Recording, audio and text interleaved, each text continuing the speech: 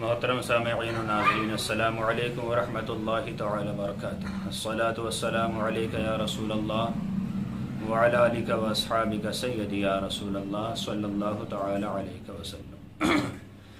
سائل نے سوال کیا ہے کہ حضرت میرے پاس 2 لاکھ روپے تھے اور میں نے کسی قرض خواہ کو دے دیے، قرض مانگنے والے کو دے دی اور اس نے ابھی تک لوٹائے نہیں، تو کیا مجھ پر قربانی واجب ہے یا نہیں؟ دیکھیے حضرات، اگر کسی انسان کے پاس 2 لاکھ روپے تھے، اس نے کسی قرض والے کو دے دیے، ادھار دے دیے، اب اس کے پاس اتنی قیمت نہیں، نہ کوئی مال تجارت نہ کوئی سامان کہ اسے بیچ کر قربانی کرے، تو ایسے انسان کے لیے 2 صورتیں بنتی ہیں۔ نمبر 1، اگر اسے گمان ہو کہ جسے میں نے قرض دیا ہے وہ کچھ پیسے مجھے دے دے گا، تو اس سے مطالبہ کرے کہ بھائی مجھے قربانی میں حصہ ڈالنا ہے، جتنا حصہ پڑے گا اتنے روپیہ آج مجھے دے دو۔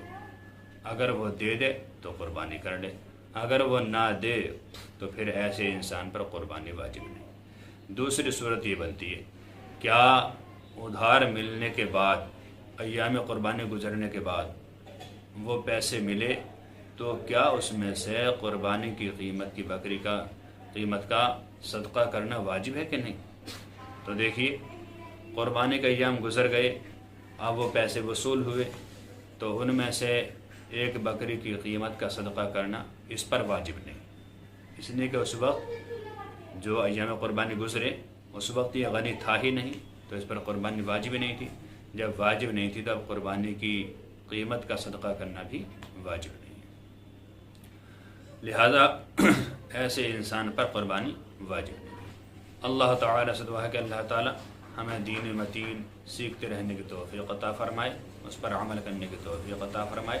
السلام علیکم ورحمۃ اللہ، واللہ تعالیٰ عالم بالصواب۔